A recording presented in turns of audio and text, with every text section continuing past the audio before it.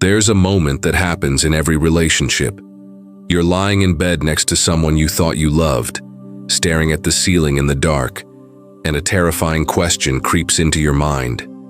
Is this really love, or have I been performing a role this entire time? Most people suppress that question immediately because the answer threatens everything they've built their identity around. But Carl Jung, the Swiss psychiatrist who spent decades mapping the depths of the human psyche, would tell you that question is the beginning of awakening. Jung understood something that society desperately needs you to never figure out. That romantic love, as we've been taught to understand it, isn't a natural human emotion. It's a psychological construct, a mass delusion, a story we've been conditioned to believe in because when you believe in love the way society defines it, you become controllable, predictable, and profitable. You give up your individual psychological development for the comfortable fiction of finding your other half. You trade the difficult work of becoming whole for the fantasy that someone else can complete you. And you spend your entire life chasing an illusion that keeps you distracted from the one thing that actually matters. Becoming who you truly are. Where you invest your love, you invest your life, Jung wrote. But what if the love you've been taught to invest in is a carefully designed trap? What if the relationship you think will save you is actually the thing preventing you from ever knowing yourself? What if society needs you to believe in romantic love specifically because it keeps you from discovering the psychological freedom that comes from genuine individuation? The movie industry makes billions selling you the same story.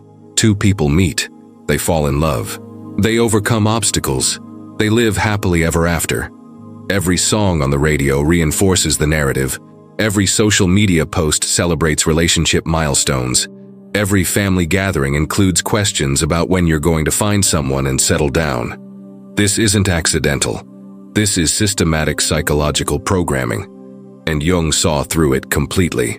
He recognized that what we call romantic love is actually a projection of our own unconscious needs onto another person.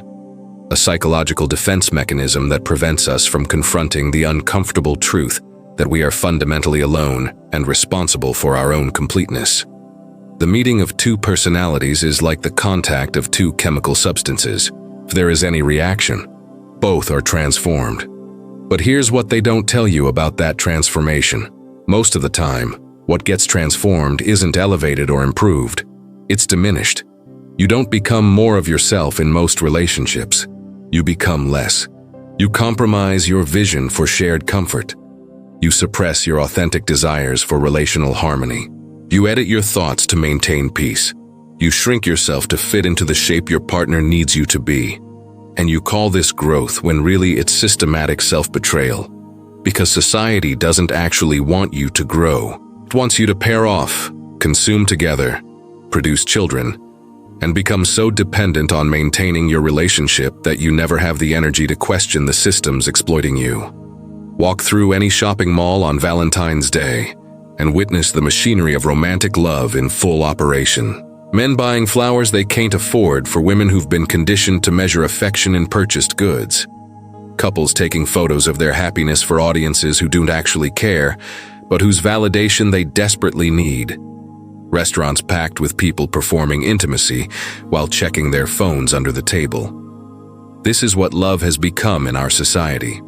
A transaction, a performance, a mutual agreement to pretend we've found what we're looking for so we don't have to face the terrifying possibility that what we're looking for doesn't exist in another person. Jung called this the inflation of the persona. We create elaborate masks of who we think we need to be to deserve love. And then we fall in love with people who are also wearing masks. And we spend years or decades maintaining these performances until one day we look at each other and realize we don't actually know the person we're with because we've been too busy pretending to be someone we're not. The persona is a complicated system of relations between individual consciousness and society. Fittingly enough, a kind of mask, designed on the one hand to make a definite impression upon others, and on the other to conceal the true nature of the individual. Every couple you see is wearing these masks. The devoted husband who secretly resents the life he chose, the loving wife who fantasizes about a different existence, The perfect partnership that behind closed doors is held together by obligation and fear of being alone. They're not in love. They're in a socially approved arrangement that prevents them from having to do the one thing society fears most: face themselves honestly. Here's the psychological truth that destroys the romantic fantasy. You don't fall in love with people. You fall in love with your own projections. That person you think is your soulmate? They're actually a blank screen onto which you're projecting all your unmet needs, unresolved childhood wounds, and unconscious desires for wholeness. Jung spent his entire career documenting this phenomenon. He showed how we project our anima or animus, the unconscious masculine or feminine aspects of our psyche, onto potential partners and mistake this projection for recognition of a kindred spirit. That feeling of finally finding someone who gets you? That's not them getting you. That's you recognizing your own unconscious material reflected back at you. That sense of completing each other. That's not completion. That's two incomplete people creating the temporary illusion of wholeness through psychological merging. And the tragedy is that the moment you achieve this merging, you stop the process of individuation, the psychological development that would actually lead to real wholeness. Because you can't become whole while depending on someone else to provide what's missing. You can only become whole by integrating those missing pieces into yourself. But that requires solitude, introspection, and the courage to face your own darkness. It requires what Jung called the confrontation with the shadow. And most people would rather fall in love than face their shadow. They'd rather merge with another incomplete person than complete themselves. They'd rather believe the romantic lie than accept the psychological truth. Because the truth is harder. The truth requires work. The truth means you might have to spend significant time alone doing the internal work that society never taught you how to do. Every romantic comedy ends at the wedding because if they showed you what comes after, you'd see the slow dissolution of projection, the gradual recognition that your partner isn't who you thought they were, and the devastating realization that you've built your entire life around a fantasy that couldn't survive contact with mundane reality. But society needs the story to end at the wedding. It needs you to believe that finding love is the goal, rather than the beginning of even deeper delusion. Because if you understood what Jung understood about relationships, you'd approach them completely differently. You wouldn't be looking for someone to complete you. You'd be looking for someone who's already complete enough in themselves that they don't need you to fill their voids. You wouldn't be seeking your other half. You'd be seeking another whole person who's done their psychological work. You wouldn't be trying to merge with someone. You'd be trying to maintain your individuality while choosing to walk alongside someone who's maintained theirs. But this kind of relationship is rare because it requires something most people never develop: a relationship with yourself that's deep enough, honest enough, and complete enough that you don't need someone else to make you feel whole. And society actively discourages you from developing this kind of self-relationship because people who are psychologically whole are much harder to control. They don't need validation from relationships to feel worthy. They don't need consumer goods to prove their love. They don't need social approval to know their choices are right. They've done the work of understanding their own psyche, integrating their shadow, and developing genuine self-knowledge. And people with genuine self-knowledge are dangerous to systems built on keeping people distracted, dependent, and perpetually seeking outside themselves for what can only be found within. The construction of romantic love serves multiple functions for society. It keeps you consuming. The wedding industry alone is worth hundreds of billions globally. It keeps you conforming. Coupled people are seen as more stable, more mature, more trustworthy than single people. It keeps you compromised.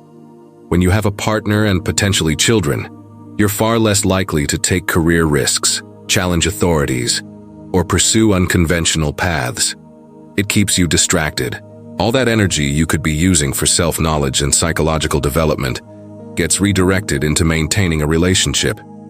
And most importantly, it keeps you from asking the dangerous questions. What would I discover about myself if I spent years in intentional solitude? Who could I become if I wasn't editing myself for a partner's comfort? What unexplored aspects of my psyche am I suppressing to maintain this relationship? What am I avoiding in myself by staying busy with someone else? Jung believed that the privilege of a lifetime is to become who you truly are. But becoming who you truly are requires confronting everything you've been taught to avoid. Your darkness, your selfishness, your desires that don't fit the social script, your aspects that aren't socially acceptable, your truth that might alienate others. And you can't confront any of this while maintaining the elaborate performance that most relationships require. You can't integrate your shadow while pretending you don't have one. You can't develop psychological wholeness while depending on someone else to provide what's missing. You can't become an individual while merged in a relationship that requires you to be part of a unit. This is the trap of romantic love. It promises wholeness, but delivers fragmentation. It promises truth, but requires performance. It promises freedom, but creates dependency. And the longer you stay in this trap, the harder it becomes to escape because your entire identity becomes wrapped up in the role you're playing. Where are you watching this from? Drop your city in the comments because what I'm about to tell you next applies whether you're in a relationship right now or you're single and thinking love will save you. Here's the uncomfortable psychological reality that Jung would want you to understand. The desperate search for romantic love is actually a symptom of psychological fragmentation. When you feel incomplete, when you haven't done the work of integrating your unconscious, when you're running from your shadow, you instinctively seek someone else to fill that void. But another person can't fill a void that exists within your own psyche. They can only distract you from it temporarily. And when that distraction fades, as it always does, you're left with the same emptiness you started with, plus now you've added the complications of another person's needs, expectations, and unintegrated shadow material. This is why so many relationships move through predictable stages. Initial infatuation where projection is at its peak, and you genuinely believe you've found your perfect match. Gradual disillusionment where reality starts contradicting your projections, and you begin seeing your partner's actual personality rather than your fantasy. Growing resentment where you start blaming your partner for not being who you thought they were, even though they never claimed to be that person. And finally, either resignation where you accept a diminished version of what you hoped for, or separation where you go back to searching for someone new to project onto. The whole cycle repeats because you never address the root issue. You're looking outside yourself for what can only be found within. Jung noticed that his patients who were most desperate for romantic relationships were invariably the ones who had the most unintegrated psychological material. They weren't looking for a partner. They were looking for a parent, a therapist, a savior, someone to do the psychological work they were avoiding. And our culture actively encourages this avoidance by romanticizing the idea of finding someone who completes you. But completion isn't something another person can provide. It's something you achieve through the painful process of confronting your unconscious, integrating your shadow, and becoming psychologically whole. Until you do that work, every relationship you enter will be an attempt to avoid that work. Every person you love will be a projection of unintegrated aspects of yourself. Every partnership will be two incomplete people creating the illusion of wholeness, while actually preventing each other from achieving it. The psychological rule says that when an inner situation is not made conscious, it happens outside as fate. Your unintegrated psychological material doesn't disappear when you enter a relationship. It gets projected onto your partner and acted out in your relationship dynamics. That's why you keep attracting the same type of person with different faces. That's why your relationships keep failing in similar ways. That's why the problems in your last relationship mysteriously appear in your new one. Because the problem was never them. The problem is the unconscious material you're carrying that you refuse to make conscious. And romantic love is the perfect distraction from having to make it conscious, because you can always blame the relationship, blame your partner, blame compatibility, blame timing, blame anything except the truth, which is that you're using relationships to avoid the confrontation with yourself that would actually lead to transformation. Society's investment in keeping you believing in romantic love goes deeper than just economic exploitation. It's about psychological control at the most fundamental level. When you believe that your happiness depends on finding the right person, You give away your power. You become a perpetual seeker, always looking outside yourself for the validation, completion, and meaning that can only come from within. You consume self-help books about attracting love. You pay for dating apps and relationship coaches. You modify yourself to be more lovable. You perform elaborate mating rituals. You compete with others for desirable partners. You settle for less than you deserve because being alone feels unbearable. And through all of this, you never stop to question the fundamental premise that romantic love is what you actually need. Jung would ask you to consider a different possibility. What if the discomfort you feel when you're alone isn't proof that you need a partner, but proof that you haven't developed a relationship with yourself? What if the emptiness you're trying to fill with romance is actually the space where your unexplored psyche is trying to emerge? What if the longing you feel isn't for another person, but for the undiscovered parts of yourself?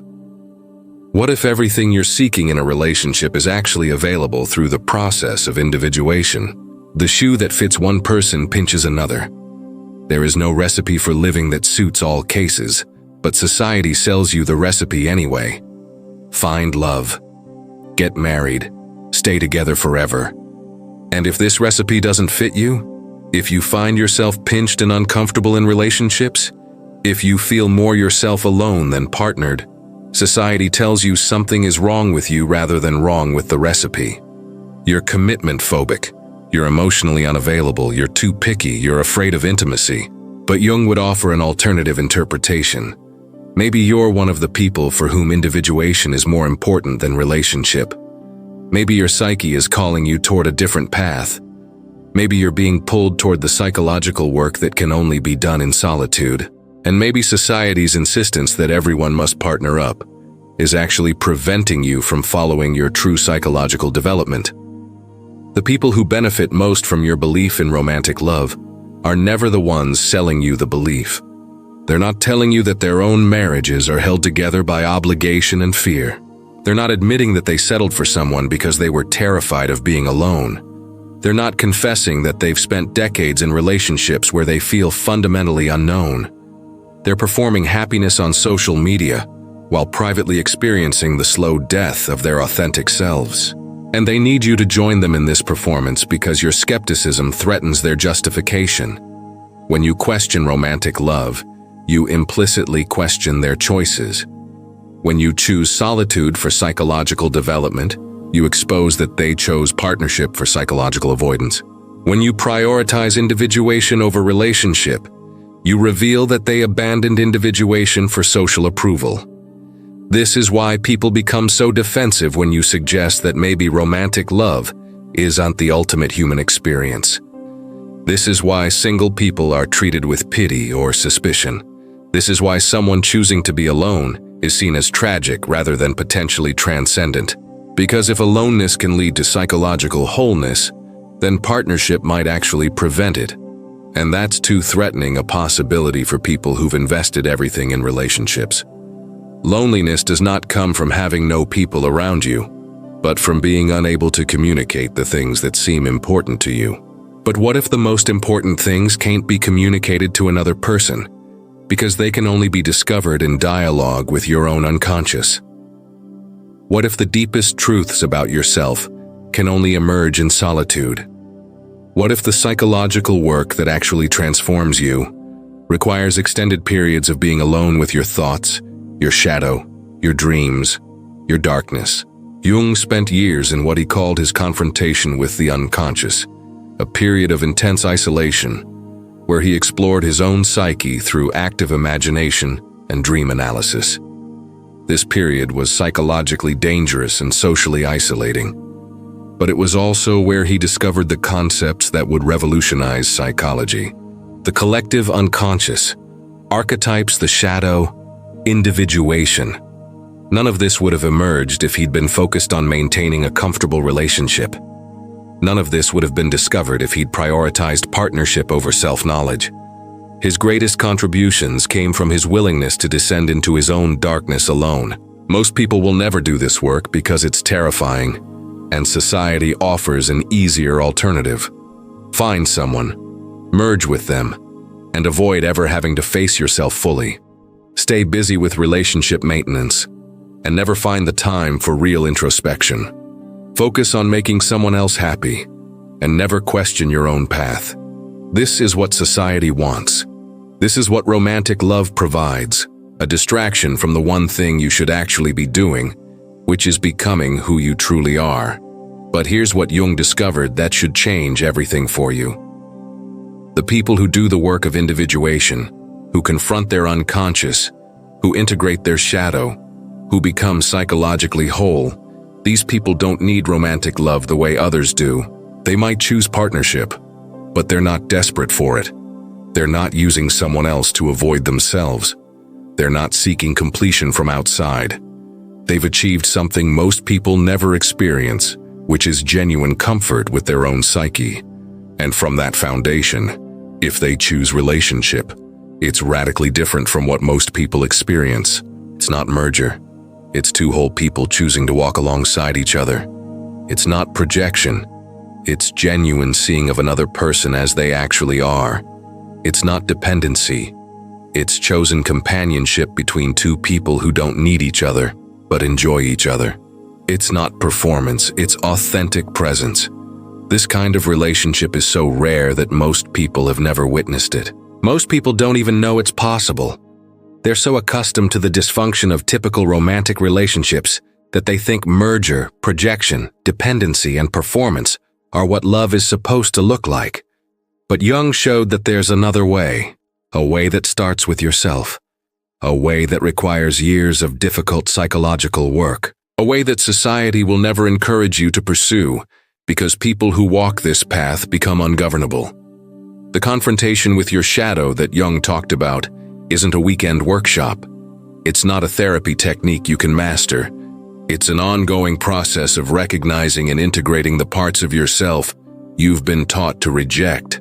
Your anger, your selfishness, your darkness, your socially unacceptable desires, your destructive impulses, your capacity for evil. Most people spend their entire lives projecting this material onto others. Your partner becomes the angry one. Your ex becomes the selfish one. Other people become the problem. But Jung understood that until you recognize these qualities in yourself, until you admit that you contain everything you judge in others, you remain psychologically fragmented. And fragmented people seek romantic love to feel temporarily whole. But whole people who've integrated their shadow don't need love to complete them, because they've already done the work of completing themselves. They've faced their darkness. They've accepted their full humanity. They've stopped performing goodness and started embodying complexity. And from this place of genuine self-knowledge, their capacity for authentic relationship becomes possible in a way it never was before. They're not bringing unconscious baggage into partnership. They're not projecting their unintegrated material onto someone else. They're not using relationship to avoid themselves. They're choosing connection from wholeness rather than seeking connection to create wholeness. This is the difference between mature love and the romantic fantasy society sells you. Mature love is rare because psychological wholeness is rare, because society actively discourages the work required to achieve it. Every institution in society benefits from your fragmentation. The economy needs you buying products to impress potential partners. The entertainment industry needs you consuming romantic narratives. The wedding industry needs you believing marriage is essential.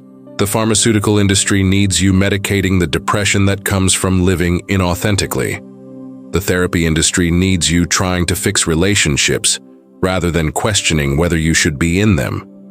All of these systems collapse if you discover what Jung discovered, which is that your wholeness doesn't depend on finding someone else. It depends on finding yourself. And finding yourself requires exactly what society tells you to avoid: extended solitude, uncomfortable introspection, confrontation with your shadow, acceptance of your darkness, integration of your rejected aspects, development of genuine self-knowledge. This path is harder than finding love. This path is lonelier than staying in comfortable relationships. This path requires more courage than most people have. But this path is also the only one that leads to actual psychological freedom. the only one that results in genuine wholeness, the only one where you stop seeking outside yourself for what you finally discovered within. Your task is not to seek for love, but merely to seek and find all the barriers within yourself that you have built against it. But Jung is talking about a different kind of love than society sells you. He's talking about love that emerges from wholeness rather than need. Love that's chosen rather than desperate. Love that enhances rather than completes. Love that respects individuality rather than demanding merger. This kind of love is only possible after you've done the work society doesn't want you to do. The work of becoming an individual. Right now, someone watching this just felt something shift. A recognition that the relationship they're in might be preventing the psychological development they actually need. A realization that their desperate search for love might be avoiding the confrontation with themselves that would actually set them free. An understanding that society's narrative about romantic love has been controlling them in ways they never consciously recognized. That recognition is the beginning. That's the moment when you can choose differently. You can keep believing in the romantic fantasy, keep seeking completion in another person, keep performing the roles society expects, keep avoiding the difficult work of individuation. Or you can choose the harder path, the path Jung walked. The path that leads through darkness into genuine self-knowledge. The path that society will never validate, but that leads to actual psychological freedom. Drop a comment right now and declare this. I choose self-knowledge over romantic fantasy. I choose wholeness over merger. I choose individuation over comfortable relationship. Write exactly that, because when you declare it publicly, you begin the process of making it real. You activate the part of your psyche that knows this is true, even though everything in society tells you it's wrong. You join the rare few who are willing to prioritize psychological development over social approval. And you start walking the path that Jung mapped toward becoming who you truly are, rather than who society needs you to be. Now hit that subscribe button, because every video on this channel is designed to dismantle one more comfortable illusion and replace it with one more uncomfortable truth. Subscribe because you're ready to question everything, including and especially the narratives about love, relationship, and human connection that keep most people trapped in comfortable dysfunction their entire lives. Subscribe because you recognize that genuine freedom requires genuine self-knowledge, and genuine self-knowledge requires the courage to stand alone. And finally, the next video goes even deeper into territory that will make this conversation seem comfortable by comparison. I'm going to expose the one thing that society has convinced you is the measure of a meaningful life, but that actually guarantees you'll never discover what your life could have been. The revelation waiting in that video will either liberate you completely or send you running back to the comfortable lies. Either way, you'll never see yourself the same way again. The truth is waiting for those brave enough to face it.